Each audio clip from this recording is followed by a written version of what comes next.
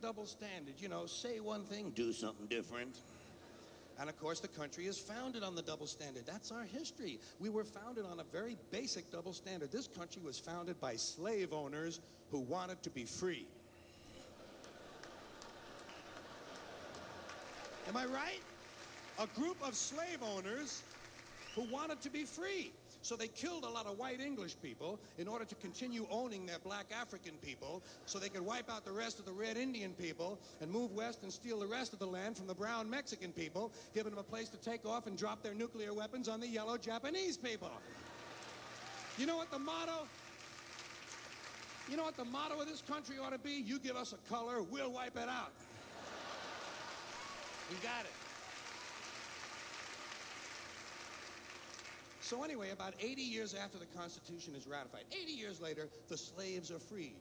Not so you'd really notice it, of course. Just sort of on paper. And that was, of course, during the Civil War. Now, there's another phrase I dearly love. That is a true oxymoron if I've ever heard one.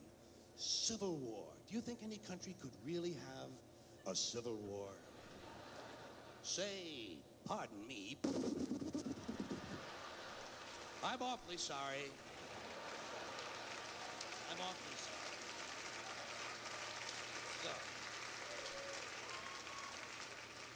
now, of course, the Civil War has been over for about 120 years, but not so you'd really notice it.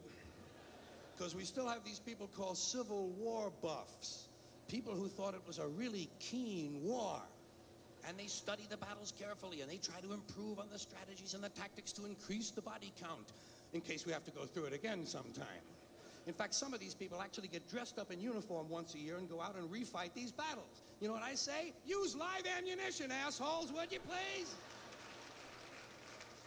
You might just raise the intelligence level of the American gene pool.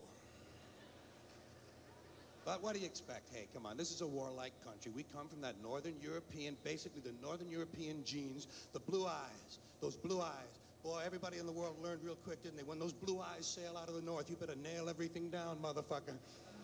Nail it down, strap it down, or they'll grab it. If they can't take it home, they'll burn it. If they can't burn it, they'll fuck it. That's what happened to us.